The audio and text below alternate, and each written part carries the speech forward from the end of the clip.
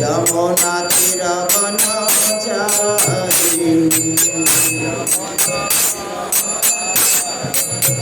विजय राधा माधव कुंज बिहारी कपिजन वल्लभ गिरिवरधारी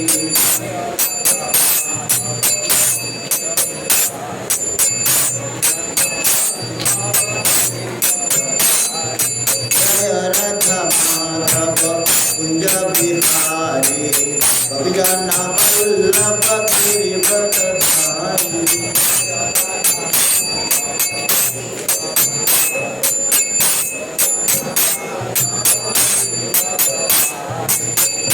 यशोदनंदन भज जन रंजना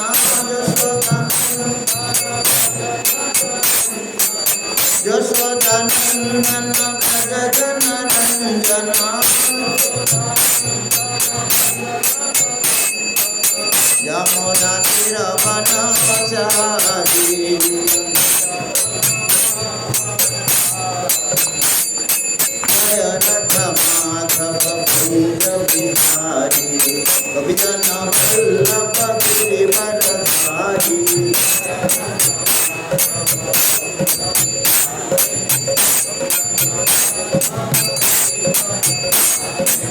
हरे कृष्ण कृष्ण कृष्ण हरे हरे हरे राम राम राम हरे हरे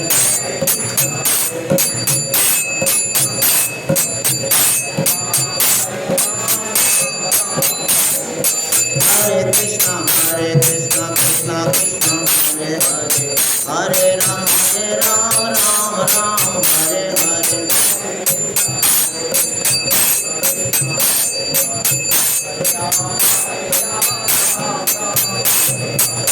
राधा गोपाल जी राधा गोपाल जी राधे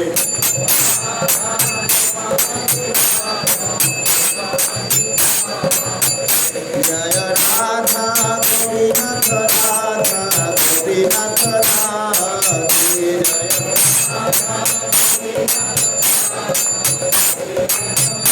जय निताई गौरांग निताई गौरांग निताई गौरांग गौर हरि जय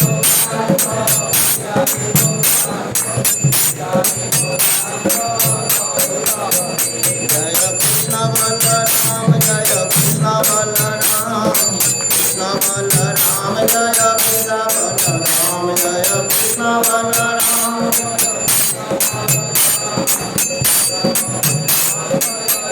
जय जगन्नाथ जय बलदेव सुभद्रमा जय सुदर्शन जय जगन्नाथ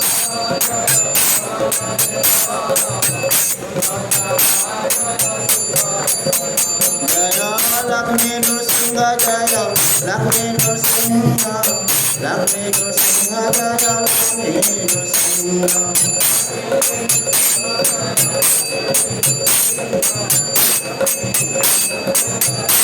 निताय गौर हरि बोल हरि बोल हरि बोल हरि बोल निताय गौर हरि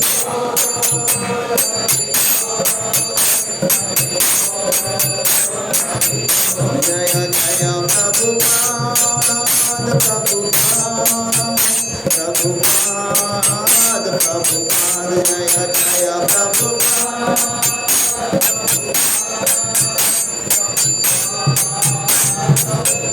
जय जय गुरुदेव गुरुदेव गुरुदेव गुरुदेव जय जय गुरुदेव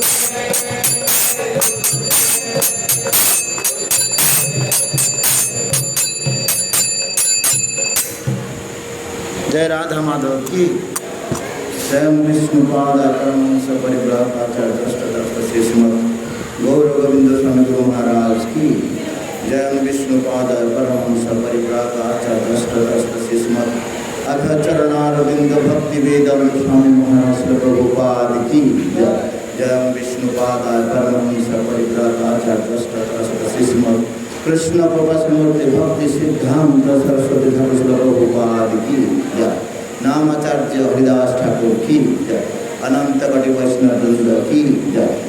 षड गोस्वामी वृंद की जय।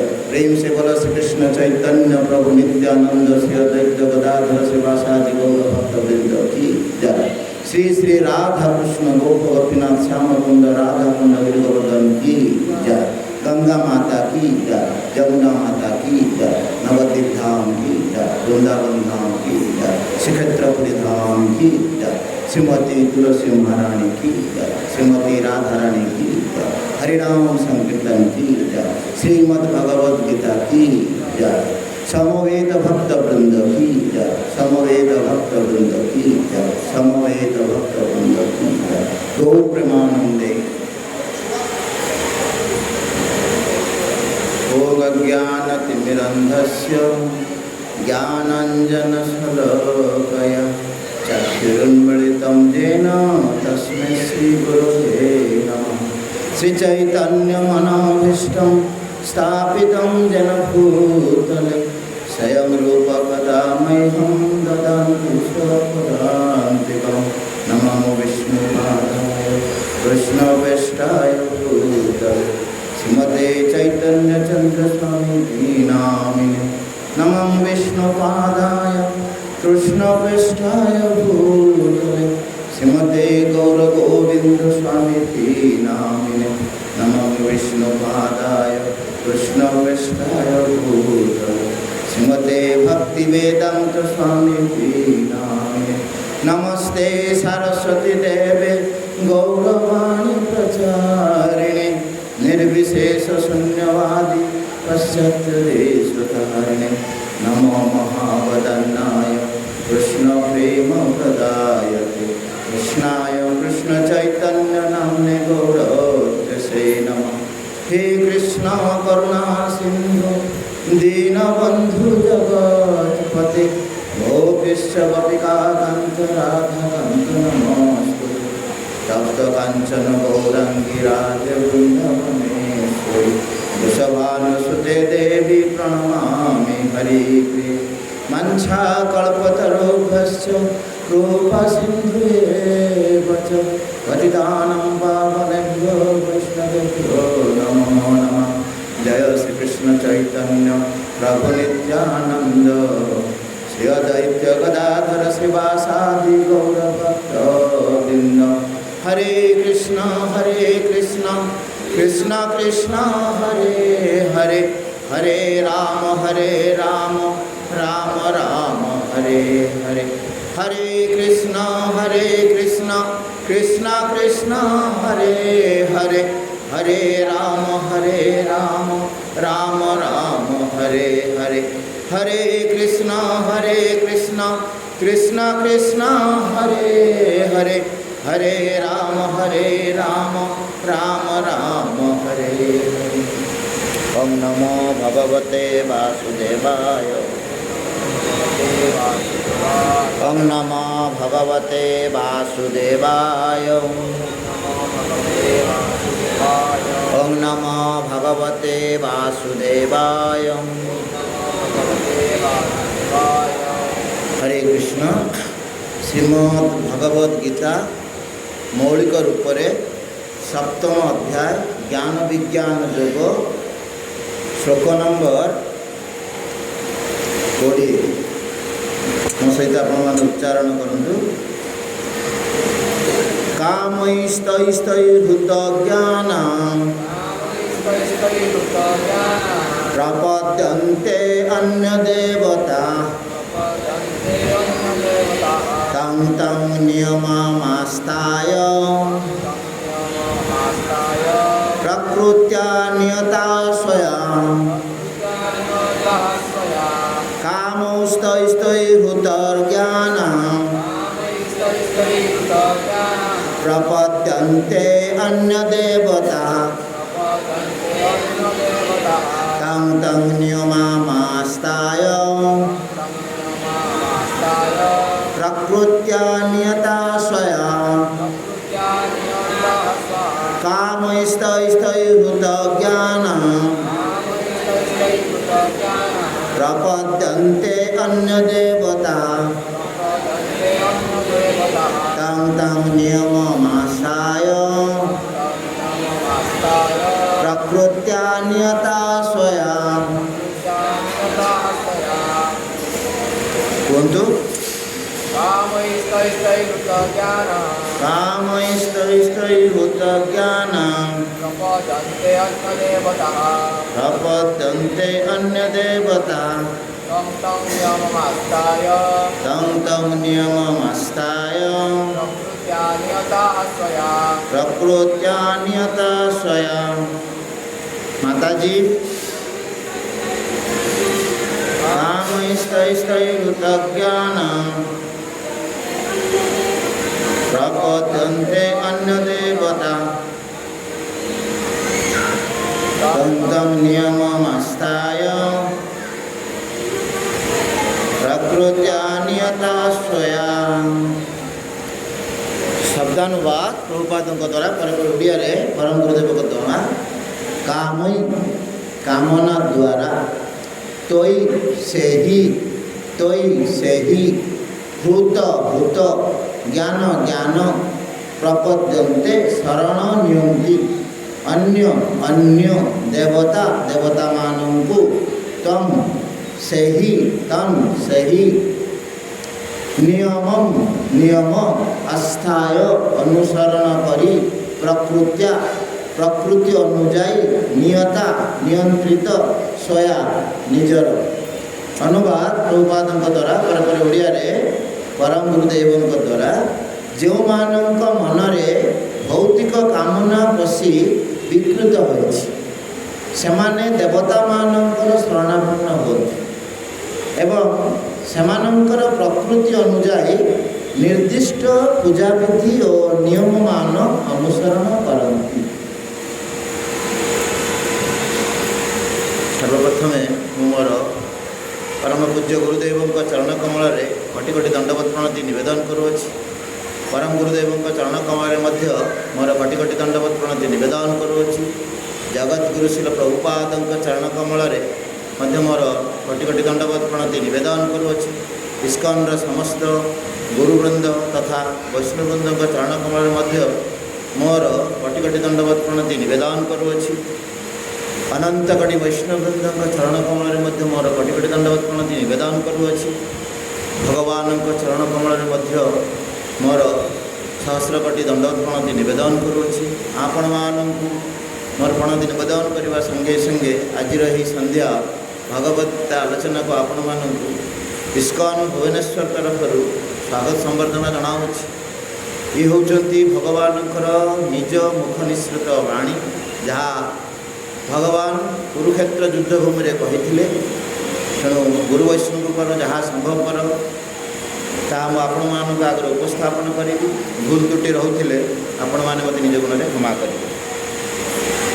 आज आपण मैंने श्रवण करुचंती 20 नंबर श्लोक। इस श्लोक रे भगवान कौन कहते जे कौ माने देवता मानकर शरणापन्न।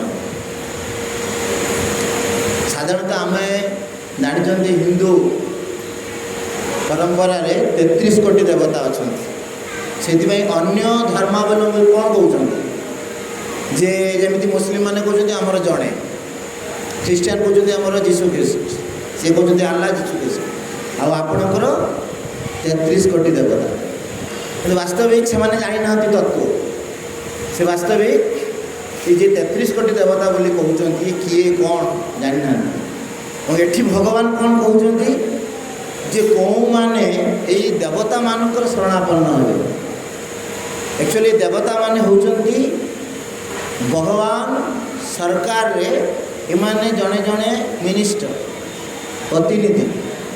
भगवान जदि भगवान राधा कृष्ण यदि जुगल सरकार हुई से जुगल सरकार शासन करने पुणी दरकार ना मंत्रिमंडल से मंत्रिमंडल होती देवता माने। तेणु आम समस्ते देवता को पूजा करुँच। ये श्लोक कौन कहुचे कौ माने देवता शरणापन्न हे। प्रथम जो कहले काम काम अर्थात ଯାହାର ଅନ୍ତର କାମନାସକ୍ତ ହେଇଛି, କାମରେ ପୂର୍ଣ୍ଣ ହେଇଛି, ଅର୍ଥାৎ ଭୌତିକ ଆସକ୍ତି ସମ୍ପୂର୍ଣ୍ଣ ରୂପେ ପୂର୍ଣ୍ଣ ହୋଇ ରହିଛି, ସେମାନେ କ'ଣ କରିବେ ନା ଏଠି ଯାହା କହିଲେ ପ୍ରପଦ୍ୟନ୍ତେ ଅନ୍ୟ ଦେବତା। ଏଠି ଅନ୍ୟ ଦେବତା କହିବା ଉଦ୍ଦେଶ୍ୟ ଭଗବାନ କହୁଛନ୍ତି ହେ ଅର୍ଜୁନ, ସେମାନେ ମୋତେ ପୂଜା ନ କରି ଦେବତାର ଶରଣାପନ୍ନ ହେବେ, ସେମାନେ ମୋର ଶରଣାପନ୍ନ ହେବେନି। କାହିଁକିନା ୟାର ପୂର୍ବରୁ ଭଗବାନ କେଉଁଠି କହିଲେ, ଆମର ଶ୍ଲୋକ ନମ୍ବର 17ରେ କହିଲେ, ହଁ 17 ନୁହଁ 16ରେ କହିଲେ ଯେ କେଉଁମାନେ ମୋର ଭଜନ କରିବେ। ଅର୍ଜୁନ କହୁଛନ୍ତି ଯେ କେଉଁମାନେ ମୋର ଭଜନ କରିବେ, ଚତୁର୍ବିଧା ଭଜନ୍ତେ ମାଂ ଜନା ସୁକୃତ ଅର୍ଜୁନ ଆର୍ତ ଜିଜ୍ଞାସ ଅର୍ଥାର୍ଥୋ ଜ୍ଞାନୀ ଚ ଭାରତର୍ଷଭ। ହେ ଭରତ ଶ୍ରେଷ୍ଠ, ଭାରତର୍ଷଭ ଅର୍ଥାତ୍ ହେ ଭରତ ଶ୍ରେଷ୍ଠ, କେଉଁମାନେ ମୋର ଭଜନ କରନ୍ତି। ଏଇଟା ଶ୍ଲୋକ ନମ୍ବର 16 ଆପଣ ଯଦି ଶ୍ରବଣ କରିଥିବେ ତ ସେଥିରେ କୁହାଯାଇଛି କ'ଣ ଯେ କେଉଁମାନେ ମୋର ଭଜନ କରନ୍ତି, ଚତୁର୍ବିଧା ଭଜନ୍ତେ ମାଂ ଜନା ସୁକୃତୁନ ଅର୍ଜୁନ, ଯେଉଁମାନଙ୍କର ସୁକୃତି ଥାଏ, ହେ ଅର୍ଜୁନ ଯେଉଁମାନଙ୍କର ସୁକୃତି ଥାଏ ପୂର୍ବ ଜନ୍ମରେ, 4 ପ୍ରକାର ଲୋକ ମୋର ଭଜନ କରନ୍ତି। କେଉଁ 4 ପ୍ରକାର ଲୋକ ନା ଆର୍ତ ଜିଜ୍ଞାସୁ ଅର୍ଥାର୍ଥୀ ଜ୍ଞାନୀ। ଆର୍ତ ଅର୍ଥାତ୍ ଯେଉଁମାନେ ବହୁତ କଷ୍ଟ ଯନ୍ତ୍ରଣା ପାଉଛନ୍ତି, ଆପଣଙ୍କ ଗୋଡ଼ କଟିଗଲା, ଆପଣ ଭଗବାନ ହେ ଭଗବାନ ବୋଲି ଡାକି ଦେଉଛନ୍ତି ନା, ତେଣୁ ଆର୍ତ ହେଲେ କଷ୍ଟ ହେଲେ ସମସ୍ତେ ପ୍ରାୟ ଭଗବାନଙ୍କ ନାମଟା ମନେ ପକାଉଛନ୍ତି ନା, ଦୁଃଖ ଆସେ। ତେଣୁ ଭଗବାନ ଏଠି କହୁଛନ୍ତି ଆର୍ତ, ଯେଉଁମାନେ ଇଏ ସଂସାରରେ ଦୁଃଖ ପାଉଛନ୍ତି, କାହାର ଖାଦ୍ୟ ଅଭାବ ରହିଛି, କାହାର ଶରୀର କଷ୍ଟ ରହିଛି, କାହାର ପରିବାର କଷ୍ଟ ରହିଛି, କାହାର ପୁଅ ନାହିଁ, କାହାର ଝିଅ ନାହିଁ, ସେ କେତେ ଭଗବାନଙ୍କୁ ସେବା କରୁଛି। ମୋର ଗୋଟେ ପୁଅଟେ ହଉ ଯାହାର ସନ୍ତାନ ନାହିଁ, ସେ କହୁଛି ମୋର ଝିଅଟେ ହେଲେ ବି ହଉ ସେ ଭଗବାନଙ୍କର ସେବା କରୁଛି। ତେଣୁ ସେମାନେ ସମସ୍ତେ ହେଉଛନ୍ତି କ'ଣ ଆର୍ତ। ଆର୍ତ ଅର୍ଥାତ୍ ଦୁଃଖୀ, କୌଣସି ନା କୌଣସି ଭୌତିକ ଆବଶ୍ୟକତା ତାଙ୍କର ପୂରଣ ହେଇନାହିଁ। ସେଟା ଧନ ଅଭାବ ହେଇପାରେ, ଜନ ଅଭାବ ହେଇପାରେ, କିମ୍ବା ଶାରୀରିକ କିଛି ଅସୁବିଧା ହେଇପାରେ, କିନ୍ତୁ ସେମାନେ ହେଉଛନ୍ତି ସବୁ ଆର୍ତ। କିନ୍ତୁ ଏମାନେ ମଧ୍ୟ ମୋର ଭଜନ କରନ୍ତି, ମନେ ପକାନ୍ତି ମୋତେ। ତାପରେ କ'ଣ କହିଲେ, ଜିଜ୍ଞାସୁ, ଯେଉଁମାନଙ୍କର ଜାଣିବା ପାଇଁ ଇଚ୍ଛା, ଭଗବାନ ବୋଲି କ'ଣ କହୁଛନ୍ତି, ଭଗବାନ ବିଷୟରେ ମୁଁ ଟିକେ ଜାଣିବି, ଭଗବାନ କିଏ କ'ଣ କେମିତି ତାଙ୍କର ଇଚ୍ଛା ହେବ, ତେଣୁ ସେମାନେ ମଧ୍ୟ ମୋର ଚିନ୍ତନ କରନ୍ତି, ମୋ ବିଷୟରେ ଜାଣିବା ପାଇଁ ଚେଷ୍ଟା କରନ୍ତି। ତାପରେ କ'ଣ କହିଲେ, ଅର୍ଥାର୍ଥୀ, ଯାହାର ପ୍ରବଳ ପଇସା ଦରକାର, ଯଦି ସେ କୌଣସି ପ୍ରକାର ଭଗବାନଙ୍କ ସେବା କଲେ ପ୍ରବଳ ଧନ ସେ ଦେବେ, ସେମାନେ ମଧ୍ୟ ଭଗବାନଙ୍କର ସେବା କରନ୍ତି। କିଏ ନା ଅର୍ଥାର୍ଥୀ, ଯାହାର ଅର୍ଥ ଇଚ୍ଛା ଅଛି। ତାପରେ କ'ଣ କହିଲେ, ଜ୍ଞାନୀ, ଯେଉଁମାନେ ଇଏ ଜ୍ଞାନକୁ ପ୍ରାପ୍ତ ହେଇଛନ୍ତି, ଯେଉଁମାନେ ଇଏ ଭଗବତ ଜ୍ଞାନକୁ ପ୍ରାପ୍ତ ହେଇଛନ୍ତି, ସେମାନେ ମଧ୍ୟ ଆହୁରି ଅଧିକ ଜାଣିବା ପାଇଁ ମୋ ବିଷୟରେ, ତେଣୁ ସେମାନେ ମଧ୍ୟ ମୋର ପୂଜା ସେବା କରନ୍ତି। ଏକଥା କିଏ କହୁଛନ୍ତି, ଭଗବାନ କାହାକୁ କହୁଛନ୍ତି, ଅର୍ଜୁନକୁ କହୁଛନ୍ତି। ତା ପୂର୍ବରୁ କହିଲେ 4 ଜଣ କଥା ନା, ଯେଉଁ 4 ଜଣ ମୋର ମୋତେ ମାନନ୍ତି ନାହିଁ। କେଉଁମାନଙ୍କ କଥା କହିଲେ, ଯାହା 15 ନମ୍ବର ଶ୍ଲୋକରେ କହିଲେ, ନ ମାଂ ଦୁଷ୍କୃତ ନ ମୋଡ଼ା ପ୍ରପଦ୍ୟନ୍ତେ ନରାଧମା ମାୟା ଅପହୃତ ଜ୍ଞାନ ଅସୁରଂ ଭାବ ବିସ୍ମୃତା। ନ ମାଂ ଦୁଷ୍କୃତି, ଦୁଷ୍କୃତ ଅର୍ଥାତ୍ ଦୁରାଚାରୀ, ଦୁଷ୍ଟ, ସିଏ କେବେ ମୋତେ, ଯେଉଁମାନେ କି ମୁଢ଼, ସେମାନେ କେବେ ମୋର ସେବା ପୂଜା କରନ୍ତି ନାହିଁ। ନରାଧମା, ନର ଅଧମ, ନର ଅଧମ ମାନେ ନର ଶରୀର ପ୍ରାପ୍ତ ହେଇଛନ୍ତି। ଏ ନର ଶରୀର କେଉଁଥିପାଇଁ ଜଣେ ପ୍ରାପ୍ତ ହେଇଛି, ଏଇ ଯେଉଁ ନର ଶରୀର ଆପଣ ପ୍ରାପ୍ତ ହେଇଛନ୍ତି, ଏ ଶରୀର ଭିତରେ ଯିଏ ଅଛନ୍ତି ସେ କିଏ, ଆତ୍ମା। ସେ କାହାର ଅଂଶ, ଭଗବାନଙ୍କର ଅଂଶ। ତେଣୁ ଏ ନର ଶରୀରରେ ସେ କ'ଣ କରିବା କଥା ନା, ଜୀବେର ସ୍ୱରୂପ হয় কৃষ্ণের নিত্য দাস। সে কিন্তু কৃষ্ণ দাস ন হয়ে কাহার দাস সাজিছি, মায়ার দাস সাজিছি। তেণু সে নর, যদিও সে জানিছি মতে, কিন্তু আলস্য যোଗୁଁ সে ମୋର সেবা ପୂଜା କରୁନି। କିଏ ପୂଜା କରିବ, ଏଇ ସକାଳୁ ଉଠ ଗୋଟେ ପୂଜା କର କରିବ, ବହୁତ ଘରେ ସେୟା ହେଉଛି ନା, କିଏ ପୂଜା କରିବ। ତେଣୁ ତାଙ୍କୁ କୁହାହେଉଛି ନରାଧମ, ମାନେ ତାଙ୍କ ପାଖରେ ଜ୍ଞାନଟା ଅଛି, ଭଗବତ ଜ୍ଞାନ ଅଛି, କିନ୍ତୁ ଆଳସ୍ୟ ଯୋଗୁଁ ସେମାନେ କରୁନାହାନ୍ତି। ମାନେ ସେ ଭଗବାନ କହୁଛନ୍ତି ନା, କେଉଁ 4 ଜଣ ମୋର ସେ ମୋତେ ମାନନ୍ତି ନାହିଁ, ମୋର ସେବା କରନ୍ତି ନାହିଁ। ଥାର୍ଡ଼ରେ କ'ଣ ହେଲେ, ମାୟା ଅପହୃତ ଜ୍ଞାନ, ଯେଉଁମାନଙ୍କ ଦ୍ୱାରା ମାୟା ଜ୍ଞାନ ଅପହୃତ କରୁଛି ମାନେ ତାଙ୍କର ଟୋଟାଲି ବିଶ୍ୱାସ ନାହିଁ, ଯାହାକୁ ଆମେ ନାସ୍ତିକ ବୋଲି କହୁଛନ୍ତି। ସେ ଭଗବାନ ବୋଲି ବିଶ୍ୱାସ କରୁନାହାନ୍ତି, ଭଗବାନ ବୋଲି ଏ ଜଗତରେ କେହି ନାହାନ୍ତି। ସେମାନେ ହେଉଛି ମାୟା ଅପହୃତ ଜ୍ଞାନ। ତାପରେ କ'ଣ କହିଲେ? ଅସୁରଂ ଭାବ ମିଶ୍ରିତ। ଆଉ ଯେଉଁମାନେ ଅସୁର ପ୍ରକୃତି, ସେମାନେ ସବୁବେଳେ ଭଗବାନଙ୍କର ବିରୋଧ କରିବେ, ଭଗବାନଙ୍କୁ ମାନେ ଯେମିତି ହିରଣ୍ୟକଶ୍ୟପ ଏତେ ତପସ୍ୟା କଲେ, ଧ୍ୟାନ କଲେ, କ'ଣ ପାଇଁ କଲେ? ନା ମୁଁ କେମିତି ବିଷ୍ଣୁଙ୍କୁ ହରେଇବି, କିନ୍ତୁ ହରେଇ ପାରିଲେ? ତାଙ୍କର ବଧ ହେଲା। ତେଣୁ ଅସୁର ପ୍ରକୃତି ମାନେ ଆପଣ ନିଶ୍ଚିତ ଭାବରେ ଭଗବାନଙ୍କର ବିରୋଧ ହେବେ, ଶତ୍ରୁତା ହେବେ। ତେଣୁ ଇଏ ଚାରିଜଣ ଭଗବାନଙ୍କୁ ମାନନ୍ତି ନାହିଁ। ଆଉ ଏଇ ଚାରିଜଣ ଭିତରେ ପୁଣି କ'ଣ କହିଲେ? ଯେମାନେ ମୋତେ ଚିନ୍ତା କରନ୍ତି, ମୋତେ ଜାଣିବା ପାଇଁ ଚେଷ୍ଟା କରନ୍ତି, କିନ୍ତୁ ଯେ ଆର୍ତ ଅର୍ଥାତ୍ ଧନ ପାଇଗଲା ପରେ ସେ ଭୁଲିଯାଏ। ଧନୀ ହେଇଗଲା, କାହାକୁ ଦେଖିବା ପୂଜା ପଦ୍ଧତି ନାହିଁ। ଆର୍ତ ଯିଏ କଷ୍ଟ ପାଇଲା, କଷ୍ଟ ପାଇବା ସେମାନେ ଡାକୁଥିଲେ, ଯେମିତି ସବୁ ସୁସ୍ଥ ହେଇଗଲା, ଭଲ ହେଇଗଲା, ସନ୍ତାନଟି ଆସିଗଲା, ଭୁଲିଗଲେ ଭଗବାନଙ୍କୁ, ସନ୍ତାନ ମାଆରେ ପଶିଗଲେ। ଯେ ଯାହାଙ୍କୁ ଡାକି ଡାକି ଆସି ସନ୍ତାନ ପାଇଛି ତାଙ୍କ କଥା ସମ୍ପୂର୍ଣ୍ଣ ରୂପେ ଭୁଲିଗଲେ। ତେଣୁ ଭଗବାନ କହୁଛନ୍ତି ଇଏ ଦୁଇ ଜଣ ମାନେ ପରେ ମୋତେ ଭୁଲି ଯାଇପାରନ୍ତି, ରେୟାର ମୋତେ ମନେ ରଖନ୍ତି, କିନ୍ତୁ ମୋତେ ମନେ ରଖେ କିଏ? ଜ୍ଞାନୀ। ସେଥିପାଇଁ ତାପରେ ଶ୍ଲୋକରେ 17 ଶ୍ଲୋକରେ କହିଲେ ତେଷାଂ ଜ୍ଞାନ ନିତ୍ୟ ଯୁକ୍ତ ଏକ ଭକ୍ତି ବିଶିଷ୍ୟତେ ପ୍ରିୟ ହି ଜ୍ଞାନ ଅତ୍ୟର୍ଥ ଅହଂ ସଚ ମମ ପ୍ରିୟ। ଅର୍ଥାତ୍ ଯିଏ ଜ୍ଞାନୀ, ଯିଏ ମୋ ବିଷୟରେ ଜାଣିଛି ଏବଂ ସେ ସବୁବେଳେ ସେ ଜ୍ଞାନ ଆହରଣ କରିବା ପାଇଁ ଚିନ୍ତା କରୁଛି, ମୋ ବିଷୟରେ ଅଧିକ ଜାଣିବା ପାଇଁ ଚିନ୍ତା କରୁଛି, ମୋର ମନନ କରୁଛି, ମୋ କଥା ସବୁବେଳେ ଭାବୁଛି, ସିଏ ମୋର ପ୍ରିୟ, ମୁଁ ତାର ପ୍ରିୟ। ତା ପାଖରେ ମୁଁ ସଦାବେଳେ ଅଛି ଏବଂ ସେ ମଧ୍ୟ ମୋ ପାଖରେ, ମୁଁ ତାକୁ କେବେ ଭୁଲି ପାରୁନି କି ସେ ମଧ୍ୟ, ମୁଁ କହୁନାହିଁ, ଭଗବାନ କହୁଛନ୍ତି ଯେ ସବୁବେଳେ ମୋର ଚିନ୍ତନ କରୁଛି, ମୁଁ ସବୁବେଳେ ତା ପାଖରେ ଅଛି, ସିଏ ମୋର ପ୍ରିୟ, ମୁଁ ତାର ପ୍ରିୟ। ଭଗବାନ ନିଜ କହୁଛନ୍ତି 17 ଶ୍ଲୋକରେ। ତାପରେ କ'ଣ କହିଲେ? ଯେ ଏଇ ଯେଉଁ ଜ୍ଞାନୀମାନଙ୍କ ଭିତରେ ଯେ କେଉଁମାନେ ମୋତେ ପ୍ରାପ୍ତ ହେବେ ନା ବହୁନାମ ଜନ୍ମ ନାମ ଅନ୍ତେ ଜ୍ଞାନୀମାନ ମାମ ପ୍ରପଦ୍ୟନ୍ତେ। 19 ନମ୍ବର ଶ୍ଲୋକରେ ଭଗବାନ କହିଲେ ବହୁନାମ ଜନ୍ମ ନାମ ଅନ୍ତେ ଜ୍ଞାନୀମାନ ମାମ ପ୍ରପଦ୍ୟନ୍ତେ ବାସୁଦେବ ସର୍ବମେତି ସୋ ମହାତ୍ମା ସୁଦେବ। ବହୁ ଏଇଭଳି ବହୁ ଜନ୍ମ ପ୍ରାପ୍ତ ହେଲା ପରେ ଜ୍ଞାନ, ତାଙ୍କର କ'ଣ ଇଚ୍ଛା? ଯଦିଓ ସେ ଭଗବାନଙ୍କୁ ମନେ ପକାଉଛନ୍ତି, କିନ୍ତୁ ସେ ବହୁତ ଜାଣିବା ପାଇଁ ଚିନ୍ତା କରୁଛନ୍ତି। ତେଣୁ ସେ ବହୁ ଜ୍ଞାନ ପ୍ରାପ୍ତ ହେଲା ପରେ ଏବଂ ବହୁ ଜନ୍ମ ପ୍ରାପ୍ତ ହେଲା ପରେ, ଏଇଭଳି କେତେ ଶରୀର ସେ ପ୍ରାପ୍ତ ହେଲା ପରେ ମନୁଷ୍ୟ ଶରୀର ଶେଷରେ ସେ ମୋତେ ଜାଣିପାରେ। ବହୁନାମ ଜନ୍ମ ନାମ ଅନ୍ତେ ଜ୍ଞାନୀବାନ ମାମ ପ୍ରପଦ୍ୟନ୍ତେ। ସେ ଆଉ ଅନ୍ୟ କାହାକୁ ସେବା ନ କରି ସେ ମୋର ସେବା କରିବ।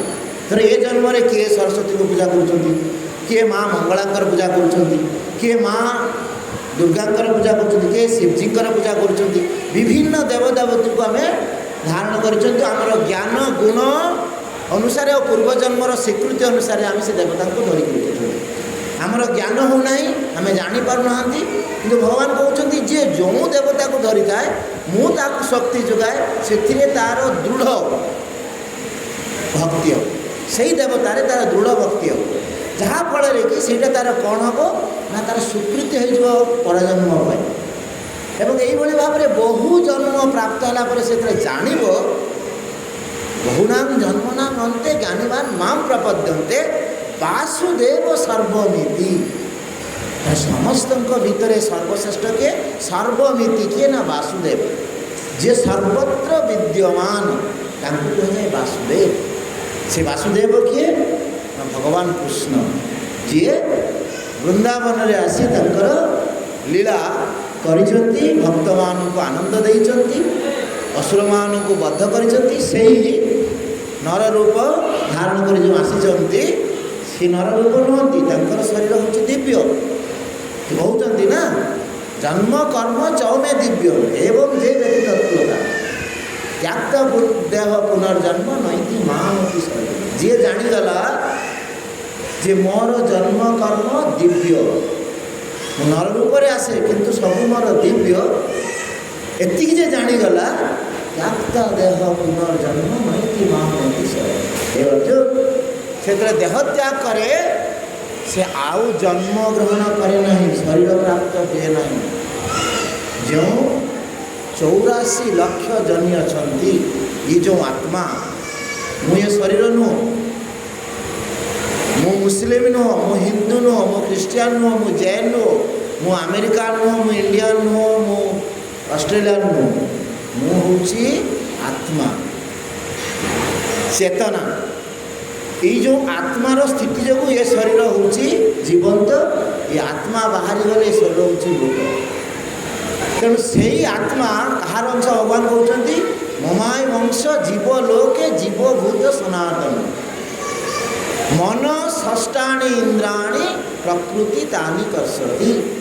अर्थात हे अर्जुन, ये जो जीवभूत तुम्हें देखुच जे कि मोर 3 शक्तिर तृतीय शक्ति है। भगवान को 3 प्रकार शक्ति अच्छी, अंतरंगा शक्ति, बहिरंगा शक्ति आउ तटस्था शक्ति। ये जीव शक्ति हूँ भगवान तटस्था शक्ति। जे तट देश अच्छा ना से गोलोक वृंदावन को जापर अर्थात आध्यात्मिक जगत को जापर, ना से माया भितर किए माया भितर फसिले तो रहीगले, से चाहिए भगवत धाम को जापर। ये हूँ मोर जीव शक्ति। तेणु यही जीव शक्ति कौन हो ममाई वंश जीव लोके जीवभूत सनातन। सनातन सर्वदा एक्जिस्ट कर सबु बेले अच्छा। ये जीवात्मार केवे मृत्यु नहीं, नैन छिंदांति शस्त्राणी नैन दाहति पावक न प्रदयंती अप न शशयति मारु। तेणु या कहीं विनाश करें नहीं। कि ये जो शरीर, ये जो पंचभूतर शरीर क्षी तप तेज मरुत, जहाद्वारा ये व्योम द्वारा जो शरीर सृष्टि होती, ये शरीर दिन नष्ट हो।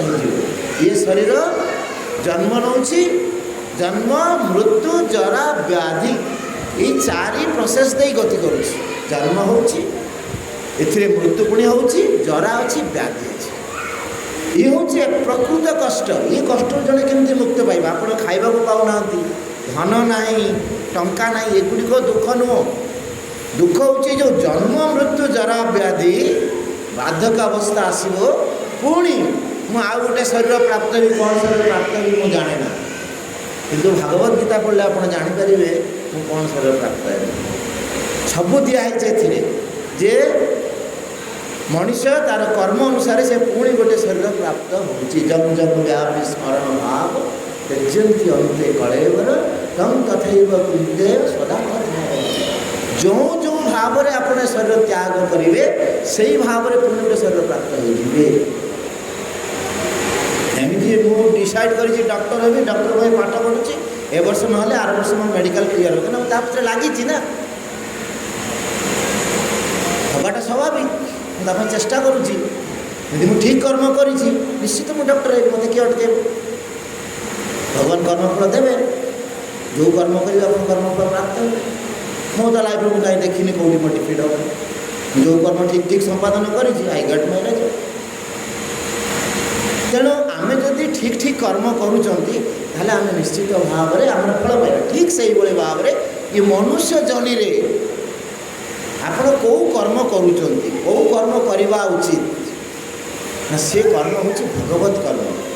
जहाँ चैतन्य महाप्रभु को किए पचारे, सनातन गोस्वामी पचारे जीवेर स्वरूप कौन, जीवर काम कौन, ये जीवात्मा कौन करवा उचित ना? जीवेर स्वरूप है कृष्णेर नित्य दास।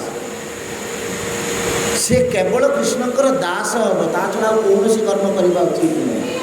जदि से कर्म करुँची ताले कर्मफल जो से पुणी गोटे शरीर प्राप्त हो, पुणी आ गोटे शरीर को से जीव। तो से कथा भगवान कहते जे जो माने ज्ञानी बहु जन्म पाइला परे जो जानीपे मु हूँ सर्वस्व, से आउ कौन देवता पूजा करे ना, सीधा सड़क मोर शरणापन्न हुए।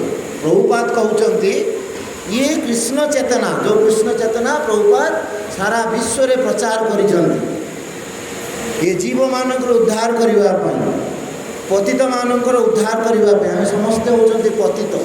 ଏ ଭବସାଗରରେ ଭାସୁଛନ୍ତି, କଷ୍ଟ ଦୁଃଖ ଯନ୍ତ୍ରଣାରେ ବୁଡ଼ି ରହିଛନ୍ତି। ଆମକୁ ଉଦ୍ଧାର କରିବା ପାଇଁ ପ୍ରଭୁପାଦ ସାରା ବିଶ୍ୱରେ କୃଷ୍ଣ ଚେତନାକୁ ପ୍ରଚାର କଲେ।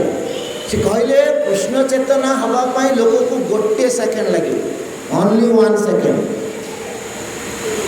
ମୁଁ ଆଜି କୃଷ୍ଣଙ୍କ କଥା ଶୁଣିଲି, ଆଜିଠୁ ଆଉ କୃଷ୍ଣ ଛଡ଼ା ଆଉ କିଛି ଭାବିନି, ଆପଣଙ୍କର ହେଇଗଲା, ସବୁ କିଛି ହେଲା, ୟୁ ଗେଟ୍ ଏଭ୍ରିଥିଙ୍ଗ। କିନ୍ତୁ କୃଷ୍ଣ କ'ଣ କହୁଛନ୍ତି? ବହୁନାମ ଜନ୍ମ ନାମ ଅନ୍ତେ ଜ୍ଞାନୀବାନ ମାମ ପ୍ରପଦ୍ୟନ୍ତି। ବହୁ ଜନ୍ମ ପାଇଲା ପରେ ତାର ଯେତେବେଳେ ଜ୍ଞାନ ହେଉଛି ସେତେବେଳେ ସେ ଜାଣିପାରୁଛି ମୁଁ ହେଉଛି ସର୍ବସ୍ୱ। ପ୍ରଭୁପାଦ କହୁଛନ୍ତି 1 ସେକେଣ୍ଡ। ସେଇ ଯେଉଁ ଜ୍ଞାନ ଯଦି ମୋର ଶ୍ରଦ୍ଧା ଅଛି, ଭକ୍ତି ଅଛି, ଶୁଣିବା ମାତ୍ରକେ ନାହିଁ, ମୋର ଆଉ କିଛି ଜାଣିବାର ନାହିଁ, କୃଷ୍ଣ ହେଉଛନ୍ତି ମୋର ସର୍ବସ୍ୱ। ମୁଁ ଆପଣଙ୍କର ଆଜିଠୁ ଶରଣାପନ୍ନ ହେଇଗଲି, ସେଇଦିନ ଆପଣ ସର୍ବସ୍ୱ ଭଗବାନଙ୍କୁ ପାଇବେ। ଭଗବାନ ଆପଣଙ୍କ ପାଖରେ, ଆପଣ ଭଗବାନଙ୍କ ପାଖରେ। କିନ୍ତୁ ଆମର ସେଇଟା ହେଉନାହିଁ। ଆମେ ସବୁବେଳେ ଚିନ୍ତା କରୁ ସତରେ ଭଗବାନ ଏକ୍ଜିଷ୍ଟ କରେ। ଏଇଠୁ ବାହାରିଲା ପରେ ଭଗବାନ ସତରେ ଅଛନ୍ତି। ସେ କ'ଣ କହୁଛନ୍ତି? ଭଗବାନ ଏଇଟା କରୁଛନ୍ତି। ମୁଁ ନ ଖାଇଲେ ଭଗବାନ ମୋତେ ଖୁଆଇଦେବେ, ମୁଁ କର୍ମ ନ କଲେ ଭଗବାନ ମୋତେ ଆଣିକି ଦେବେ। କେତେ ପ୍ରଶ୍ନ, ହଜାର ହଜାର ପ୍ରଶ୍ନ। ମାୟା ଅପହୃତ ଜ୍ଞାନ। ମାୟା ସେ ଜ୍ଞାନକୁ ନେଇଯାଇଛନ୍ତି। ଏଇଥିରେ କେଉଁ ଶ୍ଲୋକରେ ଭଗବାନ କହିଲେ ସେ କଥା?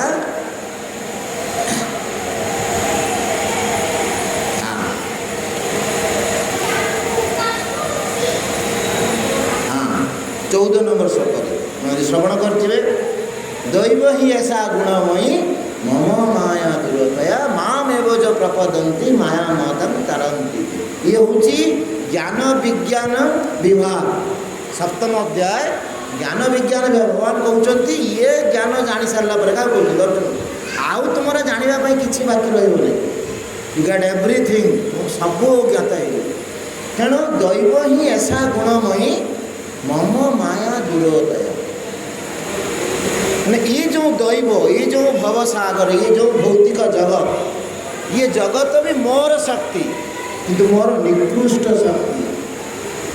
तेणु ये भी मोर शक्ति। जदि ये भगवान शक्ति, भगवान जे पर्यंत न चाहिए से शक्ति आम बाहरी पारिबा कि?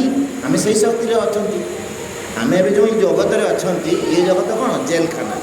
जमीती जड़े कैद को आप जेलखाना को पढ़ुन कहीं ना, ये जगत में जेत से डिस्टर्ब करुच्ची, ये रही तार योग्यता ना, लोकंर क्षति करुच्ची, तेणु ताको जेल भीतर को पूरे दिखाई।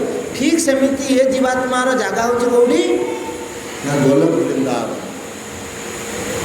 भगवान कहते जो दिन से मोर शरणापन्न है से पृथ्वी रही मो वृंदावन से बास कर रोना, से सब बड़े गोलोक वृंदावन ग्यास तार ये भौतिक जगत सहित तार कौन संपर्क ना। किंतु से कहीं जापर ना, जेहेतु से मत भूली जा कृष्ण भूलिया जीव अनादि बहिर्मुख। कौ जन्म से बहिर्मुख हो कृष्ण को संपूर्ण रूप भूली जा। अतएव माया तारे जय संसार से माया द्वारा से गोटे संसार प्राप्त हो संसार माया बांधी। तेणु ये जो संसार ये हूँ मायार संसार। भगवान कहते से मोर निकृष्ट शक्ति, से शक्तिर प्रलोभन रे जीव पड़ी, से गोटे शरीर प्राप्त होती, मुझा शरीर मध्य अच्छी। ईश्वर सर्वभूतानि उद्देश्य तिष्ठति अर्जुन। हे अर्जुन, ईश्वर अर्थात परमात्मा समस्त हृदय बास कर। भ्राम्यमान सर्वभूतानि जंत्र रूढ़ानि माया। भगवान कहते अर्जुन, ये सबू जीवर हृदय रे किए अच्छा? भगवान अच्छा। कौ रूप में अच्छा? परमात्मा रूप। जो क्षीरोदक्षाई विष्णु से परमात्मा रूप में समस्त शरीर में अवस्थान करुछन। तेणु सी भी भगवान स्वयं रूप। तेणु भगवान से भिन्न नुहति। जो परमात्मा आम शरीर भितर अच्छा भगवान सहित पूरा समान, तांकर अंश, किंतु गुण सबुथिरे समान। तेणु से जो परमात्मा ये शरीर भितर अच्छे कौटी अच्छा भर पाँच? हृदय से तिष्ठति अर्जुन। ये हृदय अच्छा, कि जीव जापारू ना। कौपाई ना से एत मायाशक्त हो ଏତେ କାମନାସକ୍ତ ହେଇଯାଇଛି ସେ ସମ୍ପୂର୍ଣ୍ଣ ରୂପେ ଭୁଲି ଯାଇଛି ଯେ ଭଗବାନ ମୋ ହୃଦୟରେ ବାସ କରୁଛନ୍ତି। ତେଣୁ ତାପରେ ଲାଇନରେ କହିଲେ ନା, ଭ୍ରମ୍ୟମାନ ସର୍ବଭୂତାନି ଯନ୍ତ୍ର ରୂଢ଼ାଣି ମାୟା। 18 ଅଧ୍ୟାୟ ଶ୍ଲୋକ ନମ୍ବର 61 ଏ କଥା ଭଗବାନ କହୁଛନ୍ତି। ଭ୍ରାମ୍ୟମାନ କ'ଣ କରୁଛି? ଭ୍ରମଣ କରୁଛି। ଯନ୍ତ୍ର ରୂଢ଼ାଣି, ଗୋଟେ ଯନ୍ତ୍ରରେ ବସି। କେଉଁ ଯନ୍ତ୍ରରେ? ଶରୀର ରୂପକ ଯନ୍ତ୍ରରେ। ଏବେ ସେ ମଣିଷ ଶରୀରରେ ଆପଣ ବସିଛନ୍ତି, ଆଗ ଜନ୍ମରେ ପିମ୍ପୁଡ଼ି ଶରୀରରେ ବସିବେ, ତାପରେ ଜନ୍ମରେ ଗଛ ଶରୀରରେ ବସିବେ, ତାପରେ ଦେବତା ଶରୀରରେ ବସିବେ। ଯଦି ଭଲ କର୍ମ କରୁଛନ୍ତି, ବହୁତ ପୁଣ୍ୟ କର୍ମ କରୁଛନ୍ତି, ଯେ କି ଭଗବତ ପ୍ରାପ୍ତିର କର୍ମ ଆପଣ କରିନାହାନ୍ତି, ତାହେଲେ ଆପଣ ଦେବଜନରେ ବସିବେ। ঊର୍ଧ୍ୱଂ ଗଚ୍ଛତି ସତ୍ତ୍ୱତା ମଧ୍ୟ ତିଷ୍ଠତି ରାଜସ ଜଘନ୍ୟ ଗୁଣ ସଂଘର୍ଷ ଅଧ ଗଚ୍ଛତି ତାମସ। ତେଣୁ ଯେଉଁମାନେ ସତ୍ତ୍ୱ ଗୁଣରେ ଅଛନ୍ତି, ଯେଉଁ 3 ଗୁଣରେ ଏ ଭୌତିକ ଜଗତ ବନ୍ଧା ହେଇଛନ୍ତି, ଯେଉଁମାନେ ସତ୍ତ୍ୱ ଗୁଣରେ ଅଛନ୍ତି ସେମାନେ ଊର୍ଦ୍ଧ୍ୱଗାମୀ ହେବେ, ଅର୍ଥାତ୍ ଦେବ ଶରୀର ପ୍ରାପ୍ତ ହେବେ। ସେ କଥା ଏଠି ଏହି ଶ୍ଲୋକରେ ସେ କଥା 20ରେ କ'ଣ କହିଲେ? ଭଗବାନ କହୁଛନ୍ତି ନା, ହେ ଅର୍ଜୁନ, ଯେଉଁମାନେ କାମାସକ୍ତ ଅର୍ଥାତ୍ ବହୁ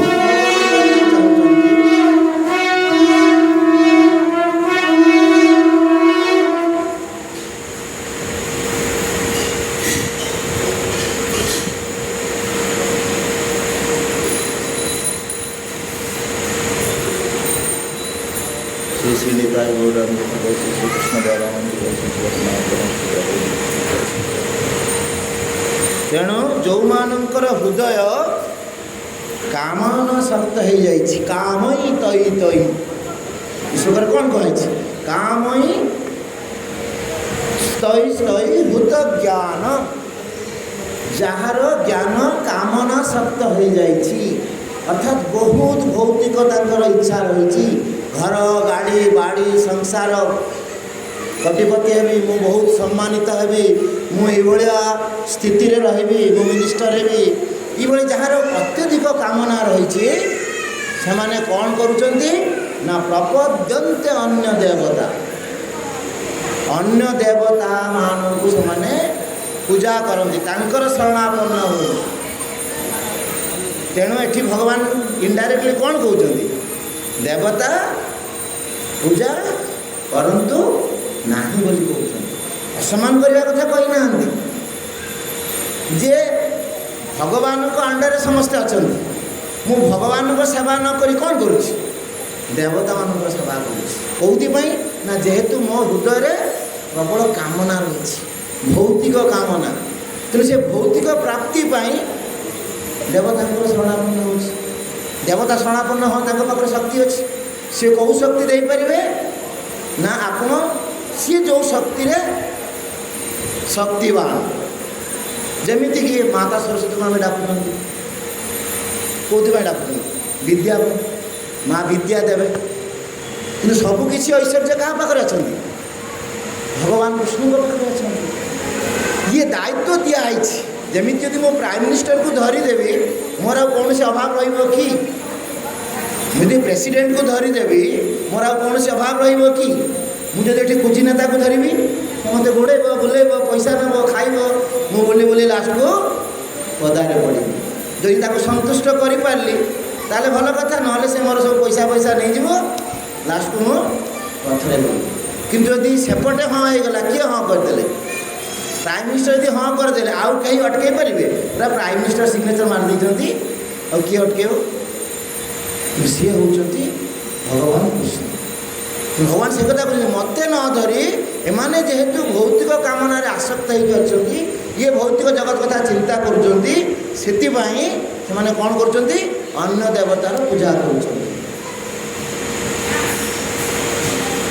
ତେଣୁ ଅନ୍ୟ ଦେବତାର ପୂଜା କଲେ ଆପଣ ସେ ତାଙ୍କ ପାଖରୁ ଶକ୍ତି ପାଇବେ, କିନ୍ତୁ ସେ ତ ନିଜେ ମୁକ୍ତି ନୁହନ୍ତି ନା, ମୁକ୍ତି ମିଳିବ ନାହିଁ। ଗୋଲୋକ ବୃନ୍ଦାବନ ଆପଣ ପ୍ରାପ୍ତ ହେଇପାରିବେ ନାହିଁ। କ'ଣ ହେବେ ନା ଊର୍ଦ୍ଧ୍ୱ ଗଚ୍ଛତି। ଯଦି ଆପଣ ଦେବ ପୂଜା କରୁଛନ୍ତି ତାହେଲେ କେଉଁଠି ଯିବେ ନା ଦେବଲୋକକୁ ଯିବେ, ସ୍ୱର୍ଗକୁ ଯିବେ। ତେଣୁ ଆଉ ଯେଉଁମାନେ କାହାକୁ ସେବା କରୁଛନ୍ତି? ଭୂତ ପ୍ରେତଙ୍କର ସେବା ମାନେ ଭୂତ ଲୋକକୁ ଯିବେ। ଯେଉଁମାନେ ପିତାମାତାଙ୍କର ସେବା କରୁଛନ୍ତି ସେମାନେ ପିତୃ ଲୋକକୁ ଯିବେ। ବିଭିନ୍ନ ଲୋକ ଅଛନ୍ତି। ସବୁ ଲୋକରେ କୋଟି କୋଟି ଜୀବ ଅଛନ୍ତି, କୋଟି କୋଟି ଜୀବ। ଆମେ କହୁଛେ ଚନ୍ଦ୍ରରେ ଜୀବ ନାହିଁ। ଚନ୍ଦ୍ରରେ ଜୀବ ଅଛନ୍ତି? ସାଇନ୍ସ କହୁଛି ଚନ୍ଦ୍ରରେ ଜୀବ ନାହିଁ, କିନ୍ତୁ ଶାସ୍ତ୍ର କହୁଛି କୋଟି କୋଟି ଜୀବ ଅଛନ୍ତି।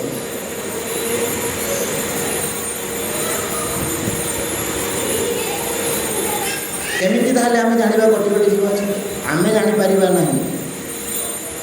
ଆମକୁ ଯେଉଁ ଶକ୍ତି ଦିଆହେଇଛି କେବଳ ଏ ଜଗତ ବିଷୟରେ ଆମେ ଜାଣିପାରିବା, ଆମେ ସେ ଜଗତ ବିଷୟରେ ଆମେ ଜାଣିପାରିବା ନାହିଁ। ଆମର ଯେଉଁ ଭୌତିକ ସୃଷ୍ଟି କାହା ଦ୍ୱାରା ତିଆରି? ପଞ୍ଚଭୂତ ଦ୍ୱାରା ତିଆରି। ତେଣୁ ଏଠି ହେଉଛି ପ୍ରଭାବ ହେଉଛି ମୂର୍ତ୍ତିକାର। ତେଣୁ ମୂର୍ତ୍ତିକା ଆମ ଶରୀରର ମେନଲି ହେଉଛି ମୂର୍ତ୍ତିକାରେ ତିଆରି। ତାପରେ ହେଉଛି ଜଳ ଆଉ ଯାହା ଯାହା ରହିଛନ୍ତି ଚାରି, ଜଳ ବାୟୁ। କିନ୍ତୁ ମେନ୍ ହେଉଛି ଇଏ ଯେଉଁ ପୃଥିବୀ, ଇଏ ମୂର୍ତ୍ତିକା। ୟାର ମେନ୍ ଏଇଟା ହେଉଛି ମାଟି, ସେଥିପାଇଁ ଆର୍ଥ ବୋଲି କୁହାହେଉଛି। କିନ୍ତୁ ସୂର୍ଯ୍ୟ, କୋଟି କୋଟି ଜୀବ ଅଛନ୍ତି। ସେଠି ଯେ ଶରୀର ପାଇଛନ୍ତି ଅଗ୍ନି ଶରୀର, ସେ ନିଆର ଶରୀର। ସେଠି ପଞ୍ଚ ଭିତରେ ଅଗ୍ନି ହେଉଛି ମେନଲି ପ୍ରକଟିତ ସେଠି। ତେଣୁ ଅଗ୍ନିର ପ୍ରଭାବ ସେଠି ବେଶୀ ରହୁଛି। ଏଠି ଯେମିତି ମୂର୍ତ୍ତିକାର ପ୍ରଭାବ ବେଶୀ ରହୁଛି। ଆପଣ ସମସ୍ତେ ଦେଖନ୍ତୁ, ସବୁ ଶରୀର କ'ଣ ହେଇଯାଉଛି? ମାଟି ହେଇଯାଉଛି। ସୁନାକୁ ବି ଦେଖନ୍ତୁ, ଲୁହାକୁ ବି ଦେଖନ୍ତୁ, କିଛି ଦିନ ପରେ ସେ କ'ଣ ହେଉଛି? ମାଟି ହେଇଯାଉଛି। ତାହେଲେ ଏଠି ପ୍ରଭାବଟା କାହାର ବେଶୀ ରହୁଛି? ମାଟିର।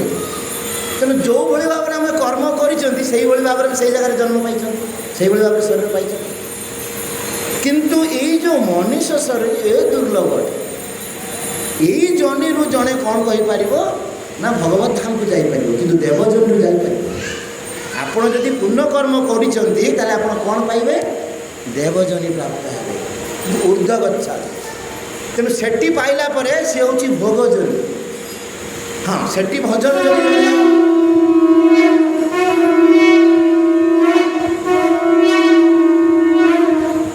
ସେଠି ରହି ଯଦି ଜଣେ ଭଜନ କରୁଛନ୍ତି ତାହେଲେ ଭଗବତ ଧାମ ଯାଇପାରିବେ। କିନ୍ତୁ ଭଜନ ହେବ? ମୋର ପ୍ରବଳ ଟଙ୍କା ଅଛି। ଯାହାର ପ୍ରବଳ ଟଙ୍କା ଅଛି ସେ ଭଜନ କରିପାରିବ। ଯାହାର ପ୍ରବଳ ସଞ୍ଚୟ ଅଛି ତାର ଇଚ୍ଛା ହେବ ଭଜନ କରିବା ପାଇଁ। କେତେଟା ଧନୀ ଲୋକ ଭଜନ କରୁଛନ୍ତି ମୋତେ କହିବେ? ରାଜା ଅମ୍ବରୀଶଙ୍କ ଭଳିଆ କେତେଜଣ ହେଇପାରିବେ? ରାଜା ହେଇକି ମଧ୍ୟ ସେ ନବଦା ଭକ୍ତି କରୁଛନ୍ତି। ଶ୍ରବଣ କୀର୍ତ୍ତନ ସ୍ମରଣ ବନ୍ଦନ ପାଦ ସେବନ ଦାସରେ ପୂଜନ ସଖିଜନ ଆତ୍ମ ଅନିବେଦନ, ସବୁ ପ୍ରକାର 9ଟା ଯାକ ଭକ୍ତି ସେ କରୁଛନ୍ତି। ଯେଉଁ ଭକ୍ତି କଥା ପ୍ରହ୍ଲାଦ ମହାରାଜ କହୁଛନ୍ତି ସପ୍ତମ ସ୍କନ୍ଧ ଭାଗବତମରେ, ଯେ ସମସ୍ତେ ସେଇ ନବଦା ଭକ୍ତି ଆଟଲିଷ୍ଟ ଗୋଟିଏ ଭକ୍ତି କରିବା ଦ୍ୱାରା ଆଟଲିଷ୍ଟ ଶ୍ରବଣ କରନ୍ତୁ, ଭଗବାନଙ୍କ କଥାକୁ ବସି ଶ୍ରବଣ କରନ୍ତୁ କିମ୍ବା କୀର୍ତ୍ତନ କରନ୍ତୁ। ଗୋଟିଏ ଯଦି ସେ କରୁଛନ୍ତି ତାହେଲେ ସେ ଭଗବତ ପ୍ରାପ୍ତି ହେଇପାରିବ। କିନ୍ତୁ ଆମେ ଆମର ଏଇ ଯେଉଁ ଅଜ୍ଞାନ ଯୋଗୁଁ, ମାୟା ଅପହୃତ ଜ୍ଞାନ ଯୋଗୁଁ ଆମେ କ'ଣ କହୁଛନ୍ତି ନା ମୁଁ ହିଁ ଏକୁଟିଆ ଯିବ ଏଇ ପୃଥିବୀରେ। ଆମେ ବলছি ଆଉ କେଉଁଠି ମଣିଷ ଯେଉଁମାନେ ସାଇଣ୍ଟିଷ୍ଟ ମାନେ କହୁଛନ୍ତି ଆମକୁ ଭୁଲ ଧାରଣା ଦେଉଛନ୍ତି। ସେ ଜାଣିନାହାନ୍ତି ଶାସ୍ତ୍ର ଜ୍ଞାନ। ଭଗବାନ ନିଜେ କହୁଛନ୍ତି ସର୍ବତ୍ର ଜୀବ ବିଦ୍ୟମାନ ଅଛନ୍ତି। ସବୁ ଲୋକ, ଆପଣ ଯେଉଁ ଲୋକକୁ ଯେଉଁ ଚନ୍ଦ୍ରଲୋକକୁ ଯିବା ପାଇଁ ଚାହୁଁଛନ୍ତି ଆପଣ ସେଇଭଳିଆ କର୍ମ କଲେ ଚନ୍ଦ୍ରଲୋକକୁ ଯିବେ। ଆପଣ ଯେଉଁ ଲୋକକୁ ଯିବା ପାଇଁ ଚାହୁଁଛନ୍ତି, ସୂର୍ଯ୍ୟଲୋକକୁ ଯିବା ପାଇଁ ଚାହୁଁଛନ୍ତି, ସୂର୍ଯ୍ୟ ଦେବତାଙ୍କର ପୂଜା କରନ୍ତୁ, ସୂର୍ଯ୍ୟଲୋକ ଯିବେ। ଯିଏ ଯେଉଁ ଦେବତାଙ୍କର ପୂଜା କରୁଛନ୍ତି ତାଙ୍କ ପାଇଁ ଗୋଟେ ଦିଆହେଇଛି। ଯେମିତି ଯେଉଁ ମିନିଷ୍ଟର ଅଛନ୍ତି ତାଙ୍କର ଗେଷ୍ଟ ହାଉସ୍ ଅଛି। ଆମର ଏଠି ଯେ ମନ୍ତ୍ରୀ ଜଣେ ଗେଷ୍ଟ ହାଉସ୍ ଅଛି କି ନାହିଁ? ଆପଣ ତାଙ୍କ ସହିତ କଣ୍ଟାକ୍ଟ କଲେ ସେ କେବେ ଆସି ଏଠି ରହିବେ। ଆପଣ ଚିହ୍ନା ପରିଚୟ ସେଠି ରହୁଛନ୍ତି ନା? ଠିକ୍ ସେମିତି ଇଏ ଜୀବ ମଧ୍ୟ ଯେଉଁ ଦେବତାଙ୍କୁ ପୂଜା କରୁଛି ସେ ସେଇ ଲୋକକୁ ଯିବ। କିନ୍ତୁ ସେ ଲୋକରେ କେତେ କାଳ ରହିବ? ପକେଟରେ ପ୍ରବଳ ଟଙ୍କା ଅଛି, ଆପଣ ଯାଇଛନ୍ତି କେଉଁଠିକି ବୁଲିବା ପାଇଁ? କାଶ୍ମୀର ବୁଲିବା ପାଇଁ ଯାଇଛନ୍ତି, ପଇସା ଅଛି ଖର୍ଚ୍ଚ କରୁଛନ୍ତି। ଯେଉଁଦିନ ପଇସା ସରିବ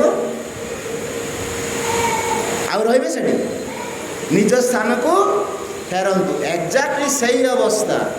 ଏଇ ଯେଉଁ ଆପଣ ବହୁତ ପୁଣ୍ୟକର୍ମ କଲେ, ଦେବଜନି ପ୍ରାପ୍ତ ହେଲେ, ଇଏ ଭୋଗଜନି। ଭୋଗ କରି କରି ଯେତେବେଳେ ସବୁ ସରିଗଲା, ଆକାଉଣ୍ଟ ଶେଷ, ପୁଣି ଖସିବେ।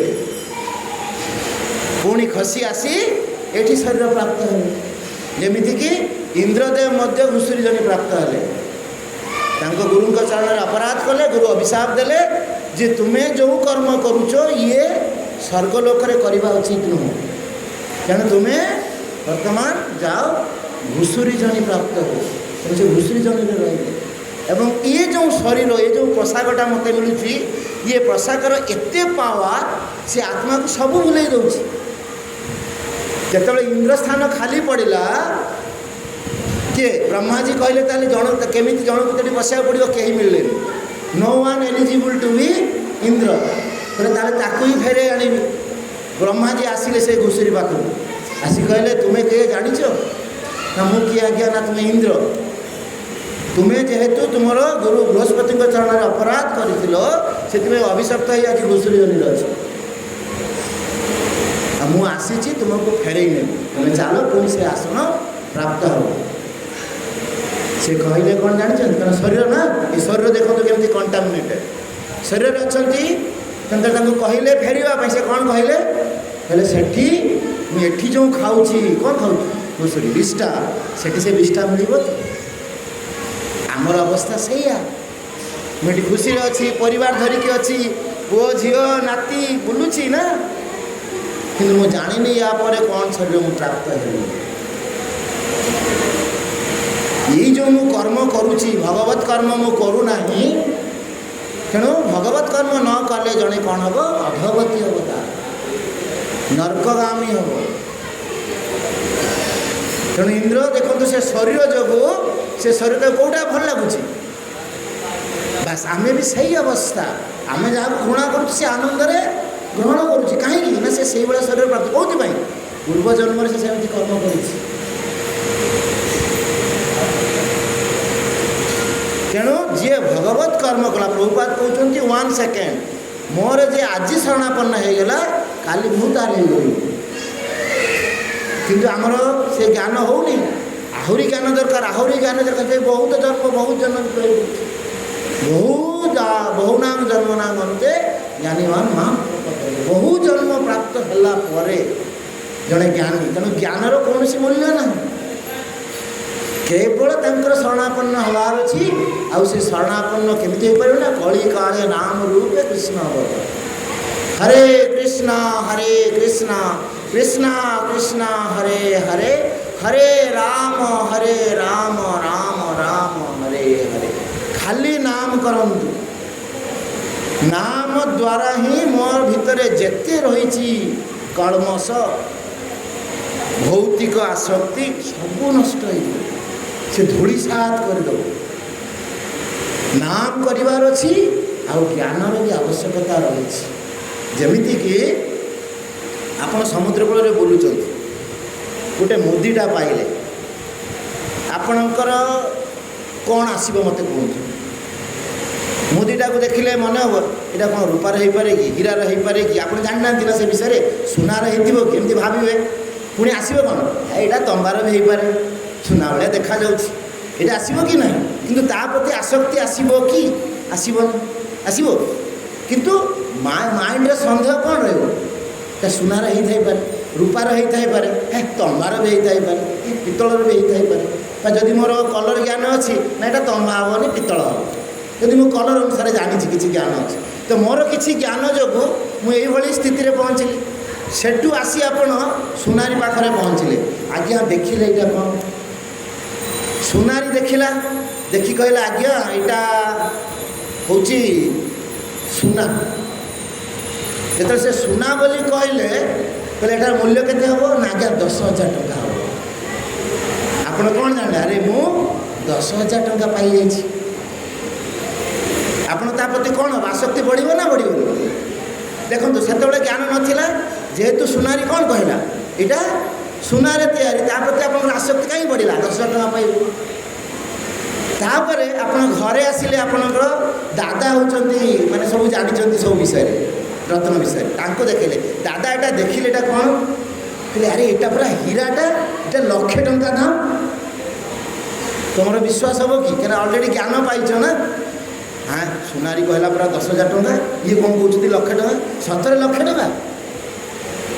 ତ ଠିକ୍ ଅଛି, ଯଦି ନ ବିଶ୍ୱାସ କରୁଛୁ ତତେ ମୁଁ 70,000 ଟଙ୍କା ଦେଉଛି ତୁ ଏଇଟା ମୋତେ ଦେଇଦେ, କାହିଁକିନା ସିଏ ଜାଣୁଛନ୍ତି ଯଦି 70,000 ନେଇଯାଏ ତାହେଲେ ମୁଁ 30,000 ଟଙ୍କା ଲାଭ ପାଇଯିବି ନା, ସେ ତାଙ୍କ ଉଦ୍ଦେଶ୍ୟରେ ଦେଖୁଛନ୍ତି ନା।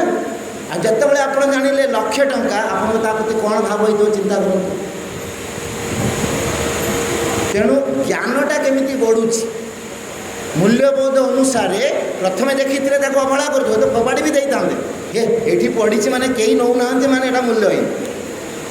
କିନ୍ତୁ ଧୀରେ ଧୀରେ ଲୋକ ପାଖରେ ଆପଣ ଜ୍ଞାନଟା ପ୍ରାପ୍ତ ହେଲେ ତା ପ୍ରତି କ'ଣ ହେଇଗଲେ, ଆସକ୍ତି ହେଇଗଲା। ଏଇଟା ବିକିଦେଲେ ମୁଁ ଧନୀ ହେଇଯିବି, 1,00,000 ଟଙ୍କା ପାଇଯିବି। ଠିକ୍ ସେମିତି ଯଦି ଭଗବତ ଜ୍ଞାନକୁ ଆମେ ଧୀରେ ଧୀରେ ଧୀରେ ଧୀରେ ପ୍ରାପ୍ତ ହେବା, ଯେତେବେଳେ ଆମେ ସେଇ ଜ୍ଞାନକୁ ସମ୍ପୂର୍ଣ୍ଣ ରୂପେ ପ୍ରାପ୍ତ ହେଇଯିବା, ତାପରେ ଯାହା ଭଗବାନ କହିଲେ ବାସୁଦେବ ସର୍ବମିତି ସ୍ୱ ମହାତ୍ମା ସୁଦୁର୍ଲଭ, ସେ ସ୍ଥିତିକୁ ଆମେ ଯାଇପାରିବା। ସେଭଳି ମହାତ୍ମା ଏ ପୃଥିବୀରେ ନାହାନ୍ତି। ଭଗବାନ ନିଜେ କହୁଛନ୍ତି ଯେ ସେଭଳି ମହାତ୍ମା ପାଇବା ସୁଦୁର୍ଲଭ। ଭକ୍ତ ସମସ୍ତେ ହେଉଛନ୍ତି, କିନ୍ତୁ ଭଗବାନଙ୍କ ଉପରେ ସମ୍ପୂର୍ଣ୍ଣ ଭରସା କରିବା, ଯେମିତି ପ୍ରହ୍ଲାଦ ଭରସା କରୁଥିଲେ। ପ୍ରତ୍ୟେକ ମୋମେଣ୍ଟରେ ସେ ଭଗବାନଙ୍କୁ ଦର୍ଶନ କରୁଥିଲେ। ସବୁ କ୍ଷେତ୍ରରେ ସେ ଭଗବାନ ଛଡ଼ା ଆଉ କୌଣସି ନିର୍ଣ୍ଣାୟକ ପାଖରେ ନଥିଲା। ମାନେ ସେ ସର୍ବୋତ୍ତମ ଜ୍ଞାନରେ ସେ ଥିଲେ, ସେ ସର୍ବୋତ୍ତମ ଜ୍ଞାନ। ତେଣୁ ଆମକୁ ସେଇ ସ୍ଥିତିକୁ ଯିବାକୁ ପଡ଼ିବ, ଆମେ ଯାଇପାରିବା ନାହିଁ। ଭଗବାନ କହିଲେ ନା ମମ ମାୟା ଦୂରତା ମାମ୍ ଏବ ଯ ପ୍ରପଦ୍ୟନ୍ତି ମାୟା ମତଂ ତରନ୍ତି। ମାନେ ଯିଏ ମୋର ପୂଜା ସେବା କରିବ ମୁଁ ତା ପାଖରୁ ମାୟାକୁ ନେଇଯିବି। ଯେମିତିକି ଆପଣ ଜଣଙ୍କ ଘର ସାଙ୍ଗ ଜଣେ ଡାକିଛି, ସେ କହିଲେ ଆରେ ଆସିବୁ ଯେ ଆମ ଘରେ 2ଟା କୁକୁର ଅଛନ୍ତି, 2 ଦୁଆରରେ 2ଟା କୁକୁର ଅଛନ୍ତି।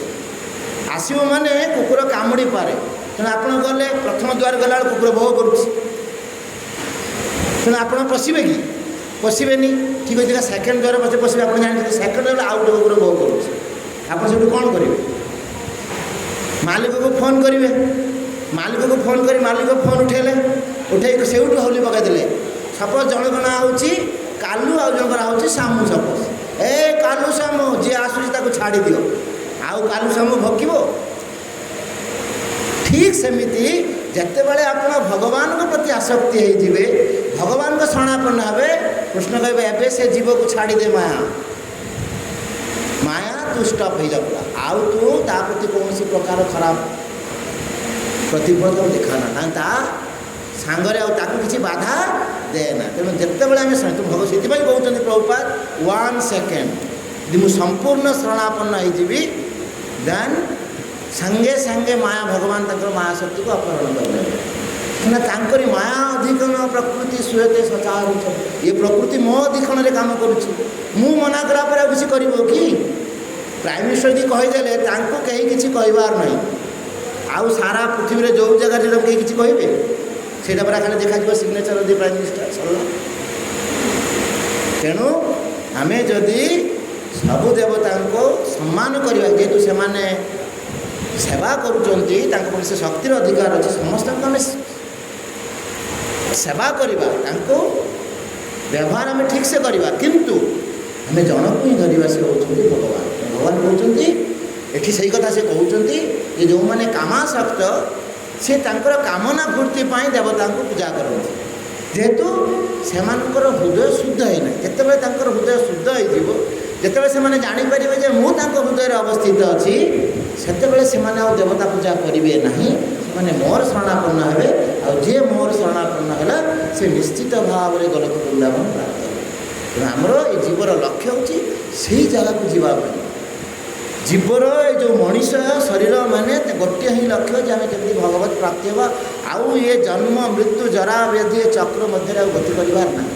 ଯଦି ଆପଣଙ୍କୁ ଭଲ ଲାଗୁଛି ତାହେଲେ ଆପଣ ଗତି କରନ୍ତୁ, ଏବଂ ଇଏ ଜନ୍ମ ମୃତ୍ୟୁ ଜରା ବ୍ୟାଧିକୁ କାଟିବା ପାଇଁ ଗୋଟିଏ ହିଁ ରାସ୍ତା ହେଉଛି କେବଳ ନାମ। ହରେ ନାମ ହରେ ନାମ ହରେ ନାମ ହିଁ କେବଳ କଲୈବ ନାସ୍ତୈବ ନାସ୍ତୈବ ଗତିରନ୍ୟ। ହରେ କୃଷ୍ଣା କୃଷ୍ଣା କୃଷ୍ଣା ହରେ ହରେ ହରେ ରାମ ରାମ ରାମ ହରେ। ଏଠି କହି ଆଜିର ଭାଗବତ କଥାକୁ ବିଶ୍ରାମ ଦେଉଛି। ଭୁଲ ତ୍ରୁଟି ଥିଲେ ଆପଣମାନଙ୍କୁ ନିଜ ମନରେ କ୍ଷମା କରିବେ। ଶ୍ରୀମଦ୍ ଭଗବତ ଗୀତା ପାଠ କି, ଶ୍ରୀଲ ପ୍ରଭୁପାଦ କି, ଶ୍ରୀଲ ଗୁରୁଦେବ କି, ଗୌର ପ୍ରେମାନନ୍ଦେ।